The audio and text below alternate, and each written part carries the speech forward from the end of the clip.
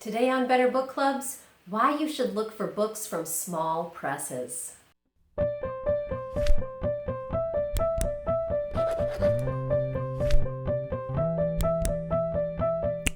A lot of readers may not be familiar with the term small press, so I want to start out today by explaining what that means. Usually, the books that you see when you walk into your local bookstore are published by what's known as the Big Five. Five big publishing companies that are based in New York City and maybe a few smaller, more independent presses. But those publishers have pretty much a monopoly over the books that are going to show up in your local bookstore because they have the money for distribution and marketing and promotion. The small presses, however, are publishing some really excellent fiction, nonfiction, poetry every year and just don't have the wherewithal to get their books in front of the public in the same way. So you have to know that they're out there and they're worth looking for. Today, I'm going to tell you exactly how to find them. First off, it's really helpful to understand the benefit of a small press book. Small presses are looking for books that they can publish that have literary and artistic merit. They're looking for the books that they think are worth publishing, that need to be out there in the world. They have to make money, but they're not so bottom line driven as the big publishers are. So you'll find that the big publishers are publishing lots of celebrity books, they're publishing lots of cookbooks and, the popular kinds of books that people want to buy, but they're not publishing a lot of fiction. The fiction that they do publish is either by best-selling writers or by debut authors whose books have to do really well the first time around, or you'll never hear from them at a Big Five publisher again. The small presses are also better at bringing a diversity of voices to the marketplace. They're actually going to go out there and look for writers of color, LGBTQ plus writers, writers who are coming from a different perspective than the one that you usually get from those Big Five books.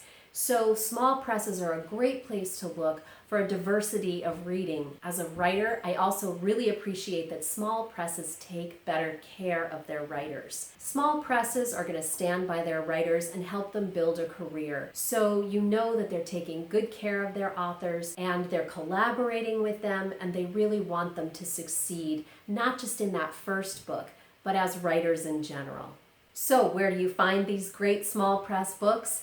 Well, one place to look is at your local independent bookstore. It's probably not going to have a lot of these small press books on the shelf already, but if you have a good relationship with the bookstore owner and you know of a small press book that you want, go in and ask for it. Small businesses, small independent bookshops can order these books and they'd be happy to do that for you.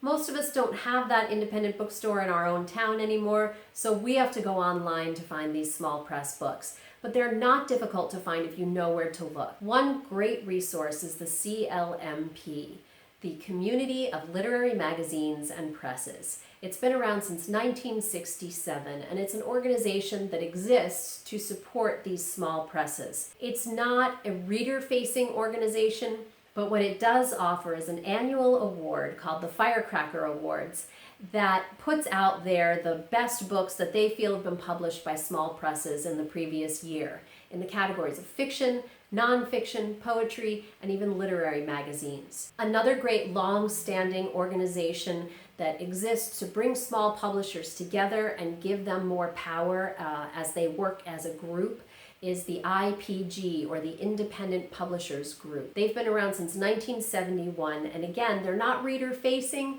but if you go onto their website, they do have a bookshop, and you can see what the small press offerings are at the IPG. They're drawing from their member presses in order to make recommendations for readers. It's another great source of finding out what's out there in the small presses and also for purchasing. You might also want to check out a website called independentbookreview.com. This is more of a newcomer to the scene. It's only been around for a couple of years, and it's important to know that the reviewers on independentbookreview.com are being paid to write these reviews by the authors. So the authors are paying for the privilege of having a review written about their book. Even so, the reviewers have to choose which books they're going to review, and they can refuse to review a book, and that supposedly happens sometimes. So you're only going to see positive reviews on this website, and you're going to see reviews that might bring you to a book that you otherwise might not have found,